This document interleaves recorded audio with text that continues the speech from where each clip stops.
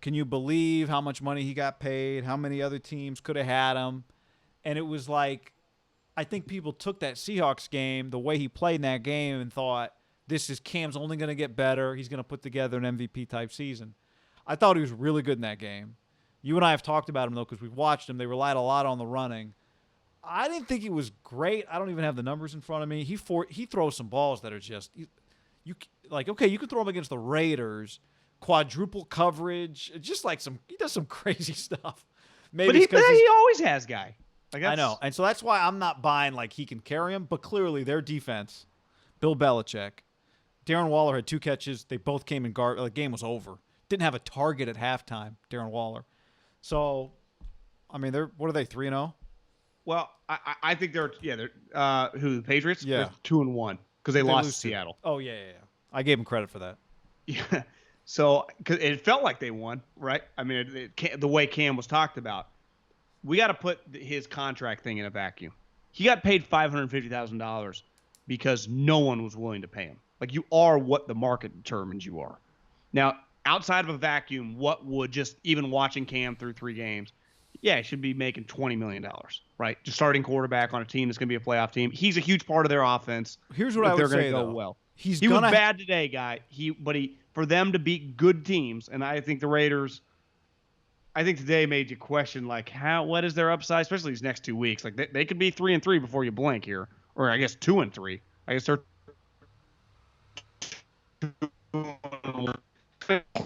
right. Those 2 teams are probably better than the Patriots.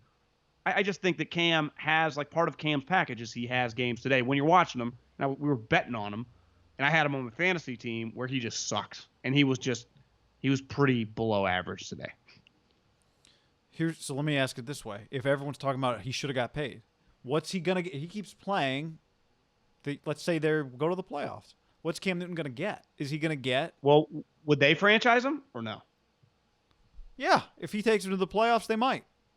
But are they going to give him 3 years? Got to go year to year. Are they going to give him $60 million guaranteed? No.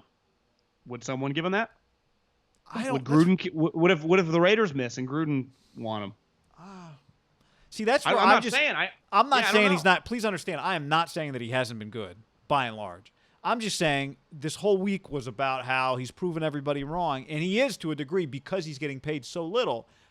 But I hope he's healthy, and I hope they make the playoffs, and then we'll see. Is someone going to give him a real quarterback contract? But again, today, when Cam was making elite money, he had 3 or 4 of these, right? Yeah, that's when he's going to the Pro Bowl. He has shitty games. The thing with Cam, even when he was awesome, like the years when the Panthers were winning 11, 12 games, he's going to have some just ugly clunkers. So are you saying I shouldn't judge him too much on this game? Yeah, he was off, but they didn't even need him to do that much. But he was not very good. He just looked. You could just tell. It was off. Now, here's my pushback on.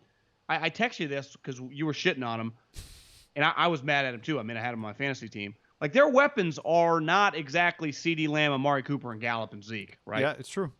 Their weapons are. They're force feeding N'Keal Harry, which I think is a lot.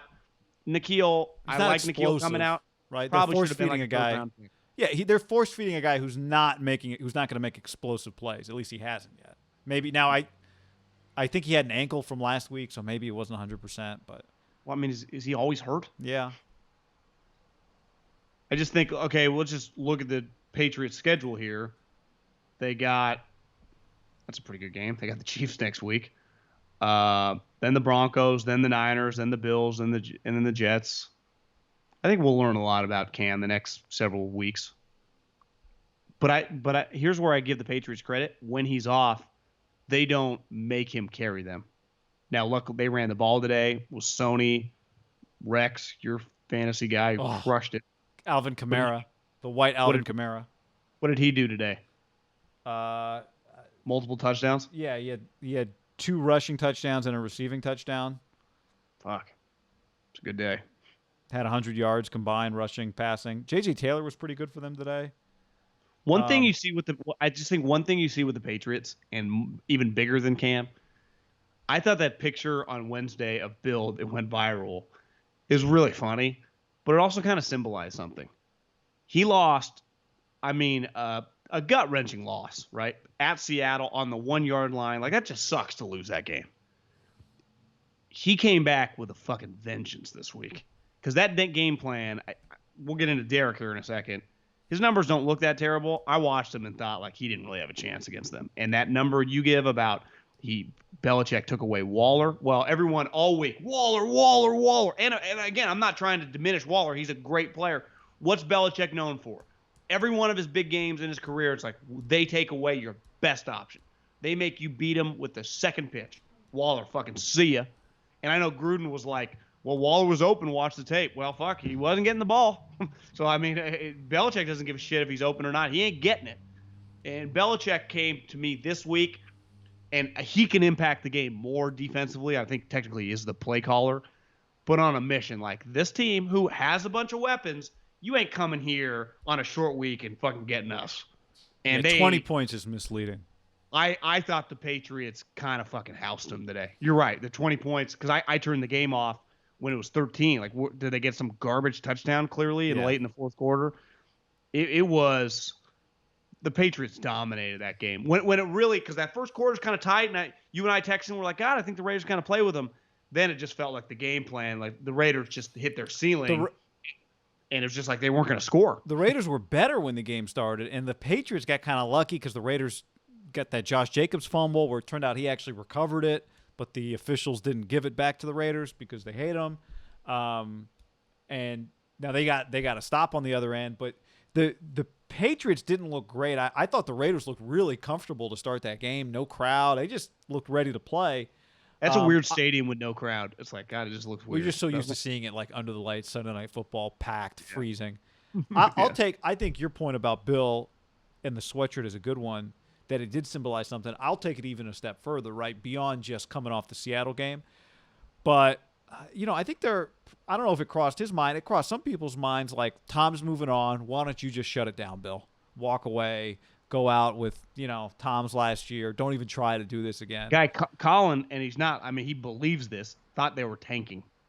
And I think everyone pushed back, like, Colin, I'll promise you one thing. There are teams now in sports that tank.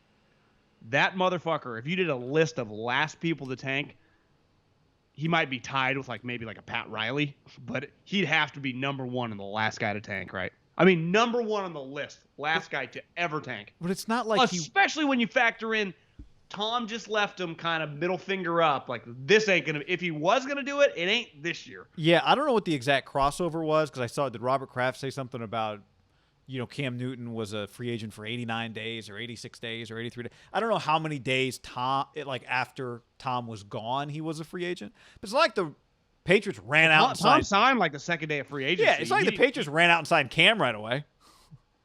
Right? They didn't get him on day 45. They didn't get him on day – now, part of it might have been COVID and you wanted to work him out, right? Might have been that you wanted to get a medical. Maybe it was some of that, but it didn't feel like much of that. So there were some cap issues, right? And there were a lot of factors, but I think rumors are they had been talking for a long time. Like I think Bill just tried to entice him, like any good salesman, to come play for cheap. And maybe when you look around, and maybe the reality was he didn't have any other offers, but I would imagine Bill really sold him on the fact of coming to work for cheap. Now, again, he might not have had any other offers. But I think both these two guys have a lot to prove, and Bill's just Bill's better than Cam is at playing quarterback. Bill's better at coaching, right? Yeah. But I think you saw today, listen, our roster is not that great, but Derek Carr is not coming into Foxborough, even in an empty stadium, and doing what he just did to the Saints. I'll fucking promise you that. And Bill got him.